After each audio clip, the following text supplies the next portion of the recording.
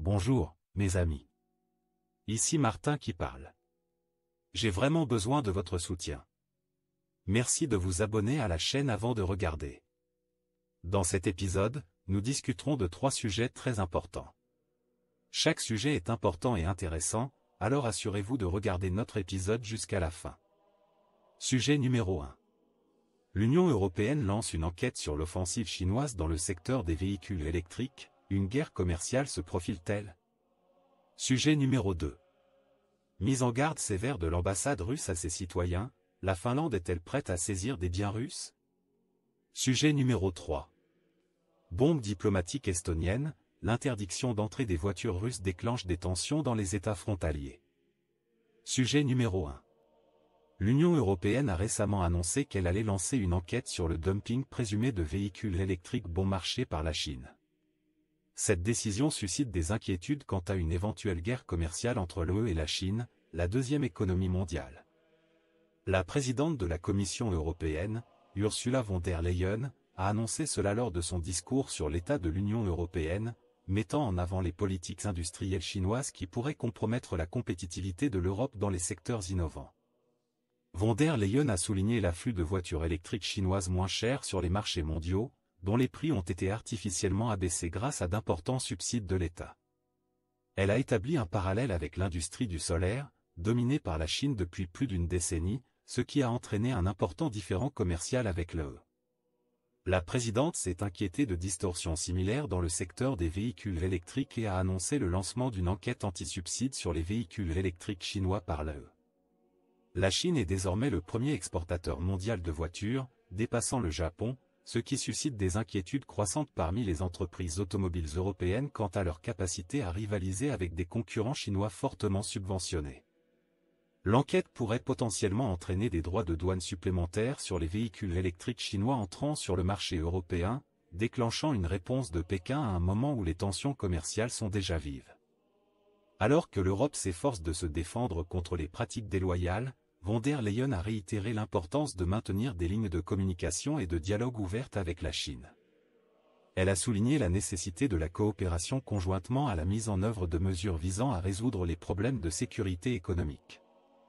Par exemple, elle a souligné les restrictions à l'exportation de la Chine sur les minéraux tels que le gallium et le germanium, mettant en évidence les efforts de l'Europe pour établir une autonomie économique et réduire sa dépendance vis-à-vis des approvisionnements chinois. La décision d'enquêter sur les véhicules électriques chinois peut être considérée comme une réponse aux demandes de l'industrie française en faveur d'une politique commerciale plus assertive, notamment dans le secteur des véhicules électriques.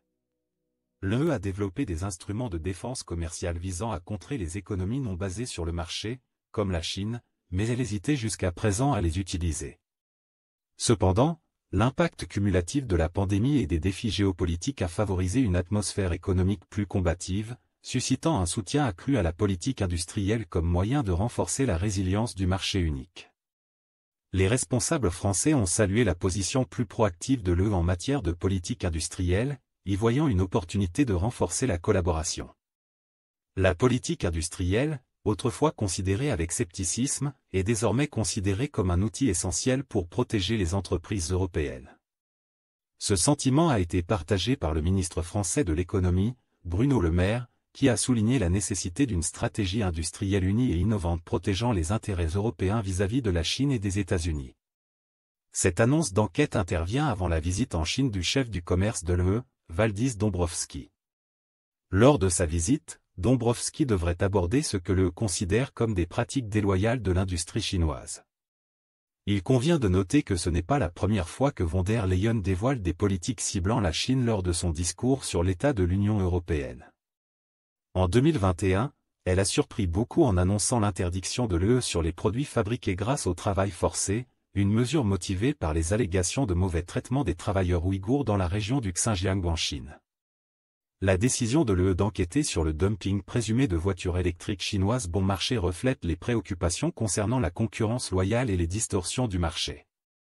Elle vise à protéger les industries européennes et à favoriser un marché unique plus résilient. Les résultats de l'enquête et les éventuels droits de douane ultérieurs sur les véhicules électriques chinois auront sans aucun doute des implications significatives sur les relations commerciales entre l'UE et la Chine, qui sont actuellement tendues. Il est important d'analyser les différentes perspectives sur cette question et d'inviter le public à partager ses opinions dans la section des commentaires ci-dessous. Thème numéro 2. Mise en garde sévère de l'ambassade russe aux citoyens, la Finlande est-elle prête à saisir les biens russes?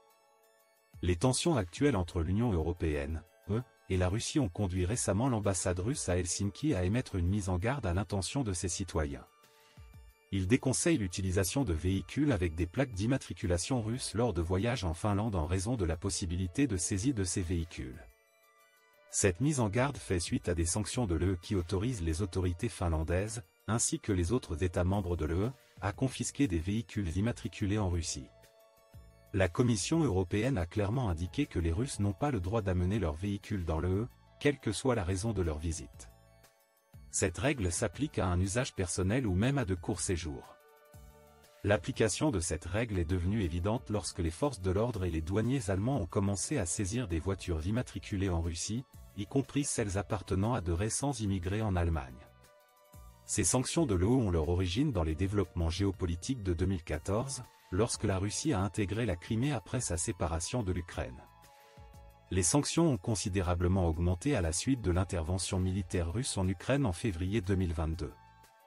Le gouvernement russe a constamment critiqué ces sanctions, les considérant comme illégales et assimilant la confiscation de biens et d'actifs russes à du vol.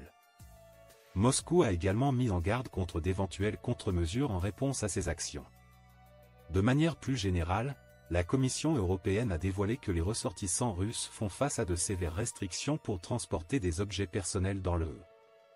La liste des articles interdits s'étend au-delà des véhicules et des smartphones pour inclure des objets apparemment banals comme le savon et le papier toilette.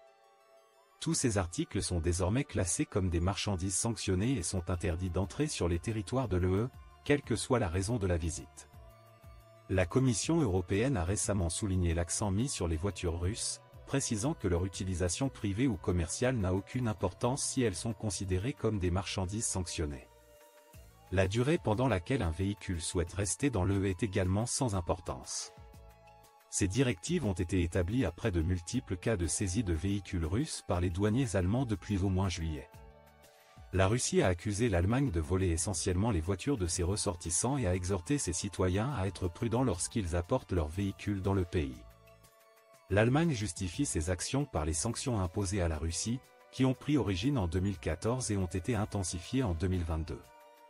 Ce dernier développement indique une nouvelle phase dans la relation complexe entre l'UE et la Russie, soulignant la profonde division entre les deux parties.